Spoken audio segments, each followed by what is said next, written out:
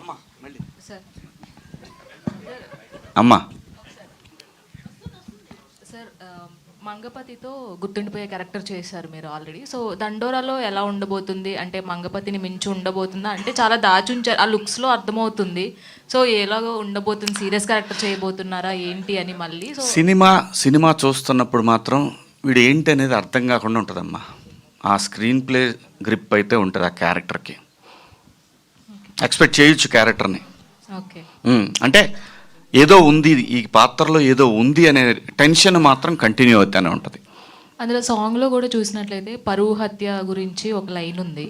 So ఇది పరువు హత్య అంటే ఇన్ ద సెన్స్ అంటే కాస్ట్కి సంబంధించి ఇవి ఎప్పుడూ ఉంటాయి. మొన్న ఉంది, నిన్న ఉంది, ఈరోజు ఉంది, రేపు ఉంటుంది.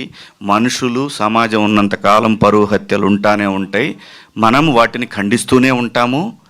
అది ఆ రెండు కుటుంబాల వ్యక్తిగత విషయం చెప్పటం సమాజం బాధ్యత కాబట్టి చెప్తారు. తప్పు ఇది అని మాత్రమే. పెయిన్ ఆ రెండు కుటుంబాలది, అది ఇండివిజువల్, బట్ తప్పు. మనిషిని చంపే హక్కు ఏ ఒక్క వ్యవస్థకి లేదు, ఎస్పెషల్లీ ఇండియాలో. నో సార్, మీరు ఎన్నో విషయాలపైన చాలా గట్టిగా మాట్లాడిన వ్యక్తి మీరు. అటు అమరావతి రైతుల ఇష్యూ కావచ్చు, అండ్ చాలా ఏది జరిగినా కానీ మాట్లాడతారు మీరు, కరెక్ట్ పాయింట్ మాట్లాడతారు. బట్ ఈ మధ్యన చాలా కొంచెం కామ్ అయినట్లు అనిపిస్తుంది. So why sir reason? అంటే క్యాష్ కొంచెం అవసరమైంది, నాకు కాదు, పిల్లలకి.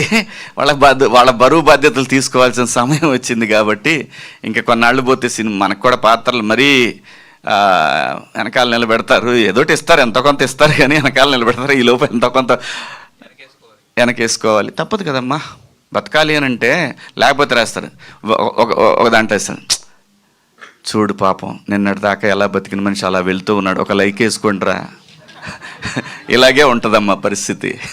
కాబట్టి అందరిలాగానే ఏమి ఉండదమ్మా. ప్రతివాడికి ఏదైతే కావాలో అది ఉంటేనే వాల్యూ. అది లేకపోతే ఓన్లీ హెడ్లైన్స్లో ఉంటుంది, వాడి కోసం వేసుకుంటాడు ఈడి గురించి, అంతే తప్ప ఏమీ ఉంటుందమ్మా.